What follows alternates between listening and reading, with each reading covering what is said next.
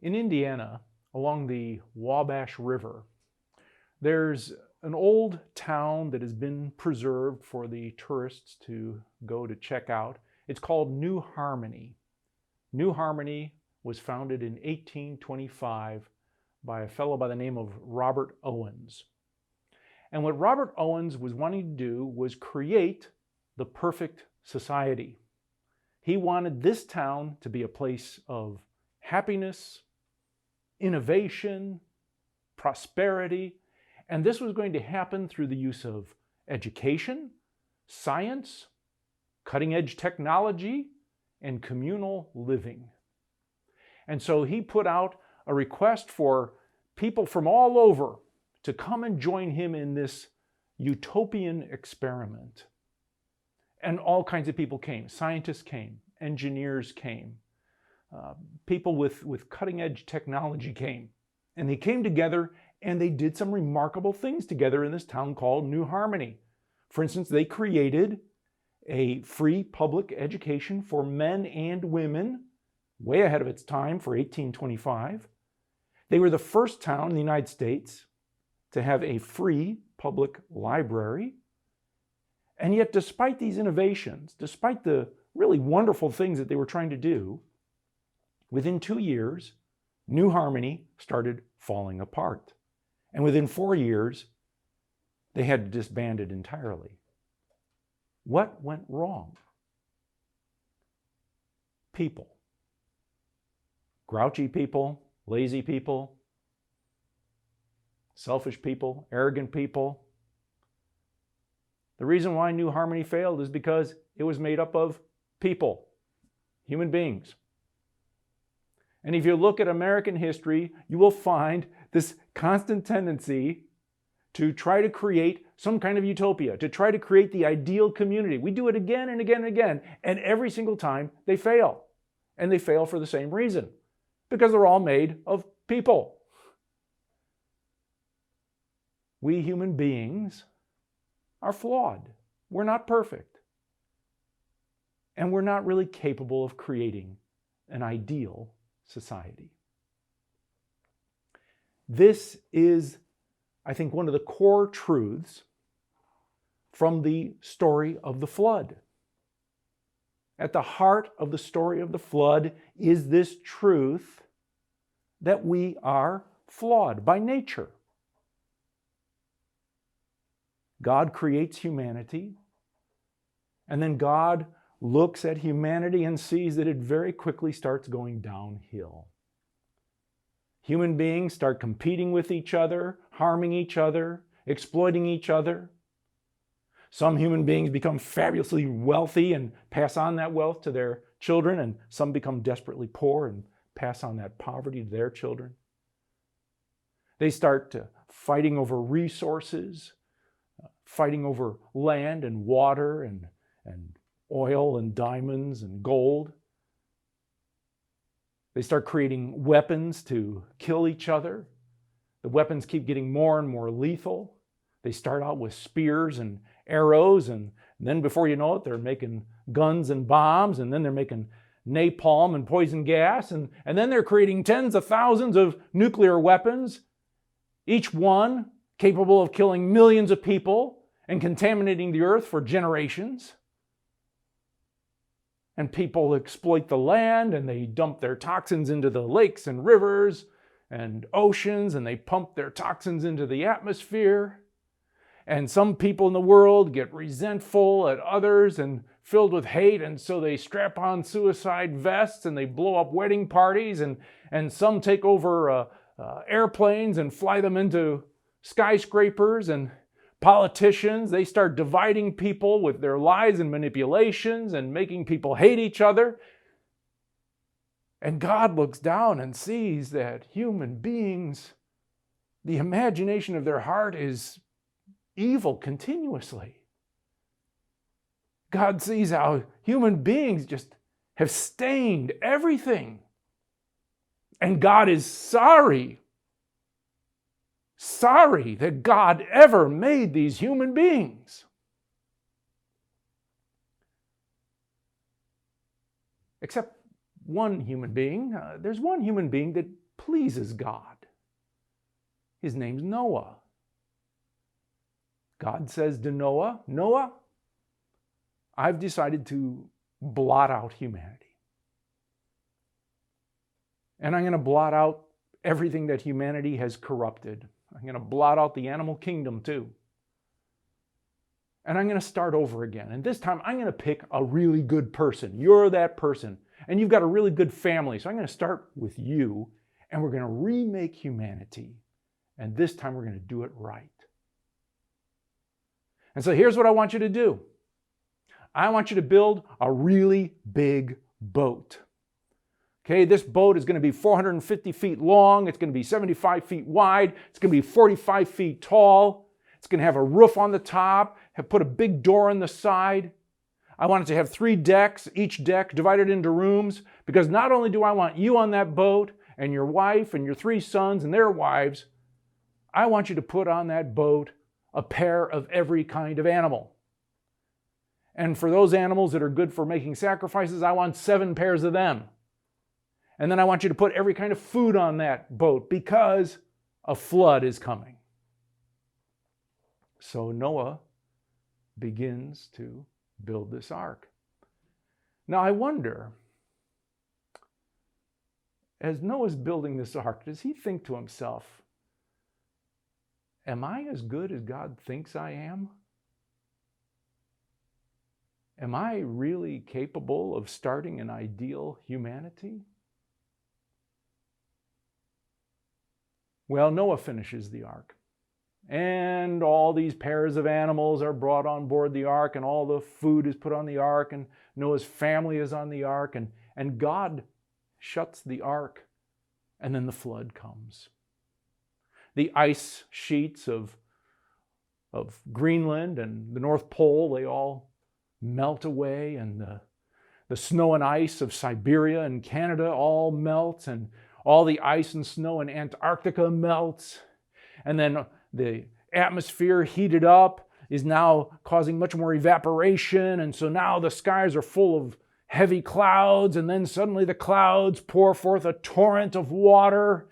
And then the rivers, they flood, and the dams break, and the tsunamis sweep over the land, and the hurricanes blow, and there's water coming from everywhere, water from above, water from below, water from the sides, and everything gets swept away.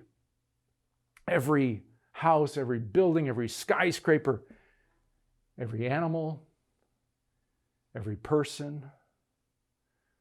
God just cleanses it all, cleanses off that human stain. Rains 40 days, 40 nights. And even after it stops raining, the waters keep on rising for another 150 days until there's nothing but water. Water, water everywhere. And just one boat bobbing on the waves. But God remembers Noah. The waters begin to recede. The ark rests on the top of a mountain. After a few months, the tops of other mountains appear. Noah opens up a window, sends out a raven. The raven flies around and around. Noah gets a dove, sends the dove out. The dove circles round and round, can't find a place to land. The dove comes back. Noah waits another 7 days, lets the dove out again. This time the dove comes back with a leaf, a fig leaf in its beak. Noah waits another 7 days, lets out that dove again, and this time the dove doesn't come back. And so Noah opens up that big door in the ark, and he looks down on a green, shimmering new world. And the animals all come bounding out of the ark with Noah and his family close behind. And Noah builds an altar and makes a sacrifice of thanks to God. And God sees Noah's gratitude. But God sees something else too. God sees that Noah is not perfect, and neither is Noah's family. When God looks really closely, he sees that Noah and his family have all the same flaws as all the other human beings. The imagination of the human heart is still evil continuously. There is still this inclination to selfishness and fear and harming others. And so God makes a decision. And this decision is the crucial part of this story. God says to Noah, Noah, I'm going to make a covenant with you. A promise, an agreement. And it's going to have no strings attached. It's unconditional. And this is what it is. Never again will I blot out all of humanity and all the animals. Never again will I do this. I am making a covenant with you, your family, all of your descendants, and all the creatures of the earth. Never again will this happen. I am on your side. Even though you are flawed, even though you have this inclination toward evil, I am on your side, always. And then God seals this covenant with a sign. God puts a rainbow in the sky among the clouds. Now, a rainbow is a bow, and a bow is a weapon. But this is an unstrung bow. This is a disarmed weapon. And that makes it a symbol of peace. And the full range of colors in this bow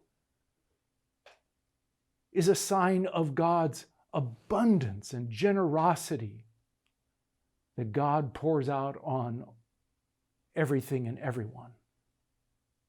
And God says to Noah, whenever I see that bow in the clouds, I will be reminded of this covenant that I am making with you and your descendants and all creatures of the earth forever and ever. I will remember that I'm always on your side.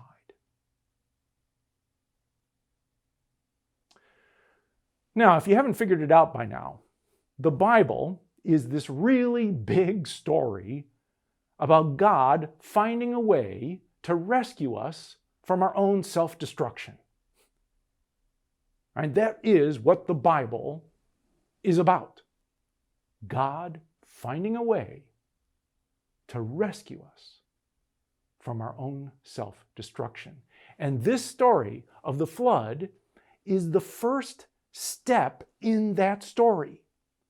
It's the first step in how God is going to bring about rescuing us from ourselves. What this story is telling us is that if we are going to try to fix humanity by taking just the best of us and starting again, it isn't going to work. That will not work. And yet that is what we keep trying to do. And think about it. We keep trying to do that. We keep thinking we're going to be able to fix the world. We're going to be able to fix humanity if we just start with the right people. If we have the most intelligent people or the best educated people, or if we pick people from the right religion, or if we pick people who have the right political philosophy, or if we pick the right gender or the right ethnicity or the right race or the right class or whatever. It doesn't make any difference what group you're going to pick. No matter who we pick, it's going to turn out the same. You know, you've got some scientists now who think that we can fix humanity through genetic engineering. You know, we'll just snip out the bad parts of our DNA. Well, you know what? That's not going to work either. That is not going to fix humanity. So is there no hope for us? No, there is hope. And the first step in that hope is to embrace this covenant, embrace this promise that God is always on our side. That's where it begins. Now, this Sunday is the first Sunday in the season of Lent.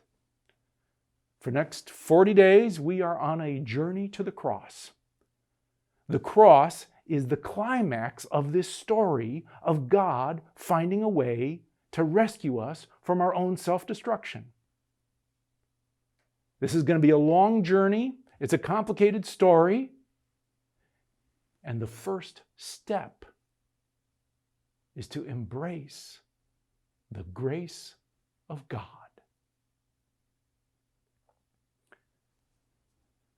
Now, the ark, floating on the water in the midst of a storm, that for a long time has been viewed as an image of the church. We are, in a sense, Noah's ark in the midst of a storm. Now, life on the ark is not perfect. Life in the church is not perfect. Sometimes it gets stinky inside. And that's because it's made up of people. Grouchy people, selfish people, lazy people, arrogant people.